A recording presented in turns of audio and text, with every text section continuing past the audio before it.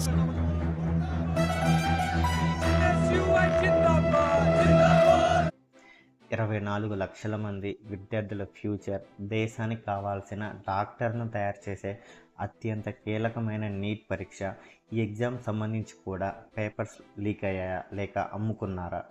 Neat పరీక్ష రాసిన లక్షలాది విద్యార్థులు ఎందుకు ఆందోళన చేస్తున్నారు? ఎక్కడికక్కడ ఎందుకు ప్రొటెక్ట్ చేస్తున్నారు? సోషల్ మీడియాలో ఈ ఎగ్జామ్ గురించి ఎందుకు బాగా ట్రెండ్ అవుతుంది?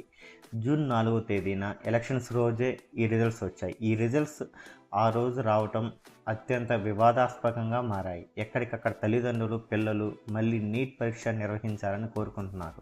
ఆల్రెడీ రిజల్ట్ వచ్చి మంచి ర్యాంక్ సాధించిన పిల్లలు, వారి తల్లిదండ్రులు కూడా మాకు న్యాయం చేయాలి అంటూ రోడ్డెక్కారు. అసలు ఏంటి నీట్ వివాదం? ఈ వీడియోలో వివరంగా తెలుసుకుందాం. మే 5వ తేదీన నీట్ పరీక్ష జరిగింది. పరీక్షకు దాదాపు 24 లక్షల మంది దరఖాస్తు చేసుకున్నారు. వారిలో 23,33,000 మంది పరీక్షకు హాజరయ్యారు. పరీక్షా ఫలితాలను జూన్ 14న రావాల్సి ఉండగా, అంతకంటే ముందు 10 రోజుల ముందే అంటే జూన్ 4న రిజల్ట్స్ వచ్చాయి. ఇదే మొదటిగా అనుమానాలకు తావిచ్చింది. అంతేకాకుండా విద్యార్థులు, కోచింగ్ ఇన్స్టిట్యూట్లు తీవ్ర ఆందోళన వ్యక్తం చేస్తున్నాయి.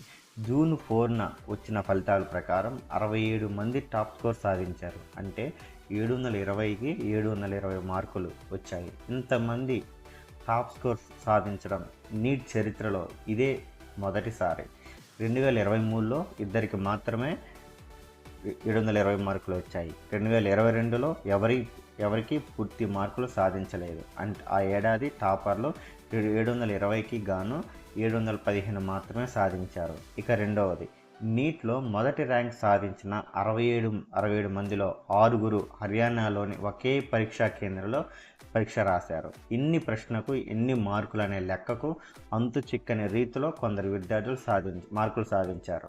ఇక మూడో విషయం, కొందరు విద్యార్థులకు 720 మార్కులకు గాను 718, 719 మార్కులు వచ్చాయి. నిజానికి అది సాధ్యం కాదు.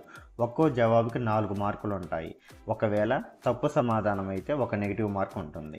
అలాంటప్పుడు ఒక విద్యార్థి అన్ని ప్రశ్నలకు సమాధానాలు రాసి ఒక ప్రశ్నకు తప్పుడు సమాధానం రాసినా అతనికి 715 మార్కులు మాత్రమే వస్తాయి.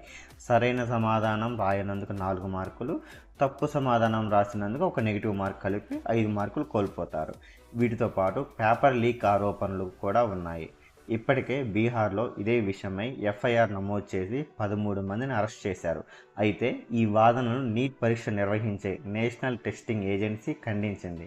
పరీక్షా పేపర్ లీక్ లేదా పరీక్ష నిర్వహణ ప్రక్రియలో ఎలాంటి అవకతవకలు జరగలేదు అని చెప్పింది. సకాలంలో పరీక్ష పేపర్ అందని కొందరు విద్యార్థులకు మాత్రమే అదనపు మార్కులు ఇచ్చినట్టు స్పష్టం చేసింది.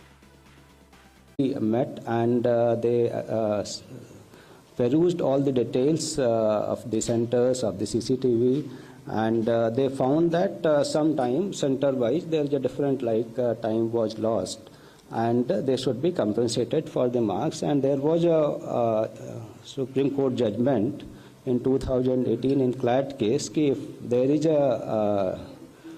this type of grievance ki time loss hota hai, to there is a formula, and on that basis compensation can be given. So the committee thought ki this is the way. आवाज को दबाने की कोशिश कर रही है। उन्होंने election के रिजल्ट के दिन नीट के रिजल्ट को निकाला जिससे हमारी बात को दबाया जा सके। मीडिया में इस बात को छुपाया जा रहा है। एनडीए को जवाब।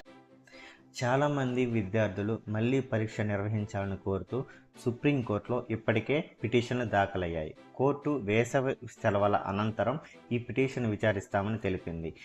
పేపర్ లీకేజ్ వల్ల చాలామంది ప్రతిభావంతులైన విద్యార్థులు పోటీ పడే అవకాశాన్ని కోల్పోయారని ఈ పిటిషన్లో పేర్కొన్నారు. పేపర్ లీకేజ్ వ్యవహారాన్ని తేల్చేందుకు రాష్ట్ర ప్రభుత్వాలు మరియు కేంద్ర ప్రభుత్వం ప్రత్యేక దర్యాప్తు బృందాలను ఏర్పాటు చేయాలని కూడా కోరింది. ఈ అంశాన్ని రాజకీయ పార్టీలు కూడా లేవనెత్తాయి.